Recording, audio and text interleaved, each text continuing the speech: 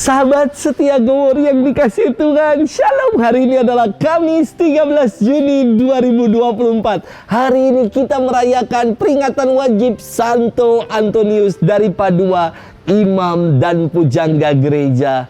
Sekurang-kurangnya 3 tahun yang lalu, saya pernah berkunjung ke tempat Santo Antonius dari Padua ini. Antonius lahir di Lisabon, Portugal pada tahun 1195. Sejak kecil, Antonius punya kebiasaan berdoa bagi jiwa-jiwa dan ia tekun belajar. Awalnya, Antonius masuk Ordo Santo Agustinus di Coimbra dan ia ditabiskan menjadi imam Ordo Santo Agustinus. Namun, terdorong atas keteladanan dan hidup para martir Fransiskan, Antonius akhirnya bergabung dalam Ordo Santo Franciscus. Santo Antonius Padua menutup usia masih sangat muda di usianya yang ke-36 tahun pada tahun 1231.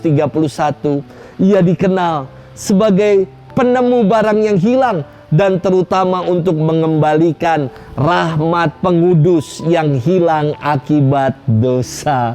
Sahabat setia Gowor yang dikasihi Tuhan, hari ini kita akan bersama-sama merenungkan firman Tuhan yang diambil dari Injil Matius 5 ayat 20 sampai dengan 26. Kita siapkan hati kita. Haleluya, haleluya, haleluya. Perintah baru kuberikan kepada kalian, sabda Tuhan, yaitu supaya kalian saling mengasihi sebagaimana aku telah mengasihi kalian. Haleluya, haleluya, haleluya. Tuhan bersamamu dan bersama rohmu. Inilah Injil suci menurut Matius, dimuliakanlah Tuhan. Dalam khotbah di bukit berkatalah Yesus, jika hidup keagamaanmu tidak lebih benar daripada hidup keagamaan para ahli Taurat dan orang-orang Farisi, kalian tidak akan masuk ke dalam kerajaan surga.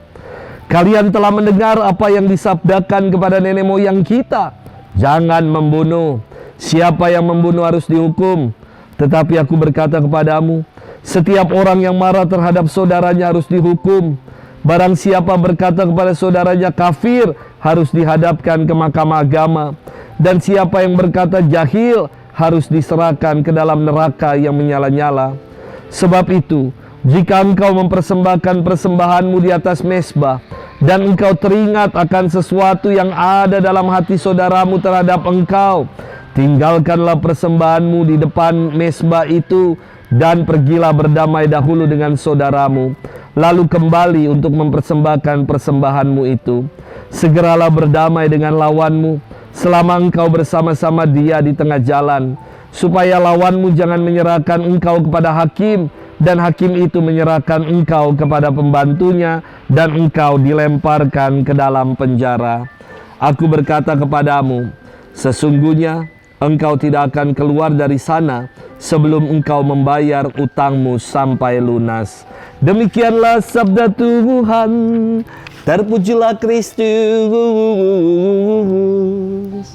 Sahabat setia Gowor yang dikasihi Tuhan, shalom, salam sehat untuk kita.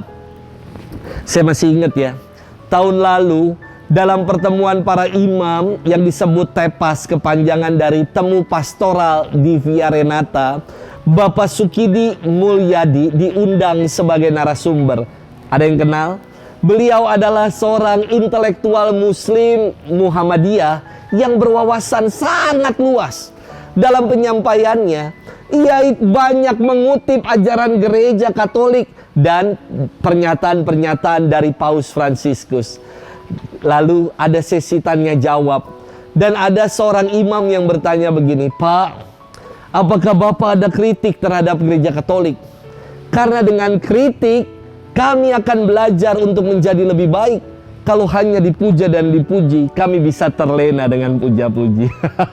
Istimewa sekali pertanyaan ini, mengajak kita untuk berefleksi bersama dan tidak takut akan kritik. Sahabat setia Gowor yang dikasihi Tuhan, dalam firman hari ini, Yesus mengkritik cara hidup orang banyak. Ia berfirman, Jika hidup keagamaanmu tidak lebih benar daripada hidup keagamaan ahli-ahli Taurat dan orang-orang Farisi, kalian tidak akan masuk ke dalam kerajaan surga. Hidup keagamaan apa yang dikritik oleh Yesus? Hidup keagamaan yang sekedar formalitas saja. Menjalani hukum agama hanya untuk pamer dan bermuka dua alias munafik. Cara hidup keagamaan yang macam orang Farisi itulah yang dikritik oleh Yesus. Yesus menyatakan, kalau hidup keagamaan nenek moyang mengajarkan jangan membunuh, maka Yesus lebih ekstrim lagi. Dia mengatakan dan menuntut para pengikut-pengikutnya agar bukan hanya jangan membunuh, tetapi juga jangan marah, jangan berkata yang tidak baik atau mengkafir-kafirkan orang lain, dan jangan membenci sesama. Inilah yang Yesus ajarkan. Hiduplah dalam damai dan kasihilah sesamamu. Inilah inti ajaran keagamaan yang benar yang diajarkan oleh Yesus. Sahabat setia gowor yang dikasihi Tuhan, bagaimana dengan hidup keagamaan kita? Jangan puas saya kira dengan sebutan Katolik yang KTP saja. Semoga iman Katolik kita sungguh menjadi cara hidup, cara kita bersikap, berpikir, bertindak dan bertutur.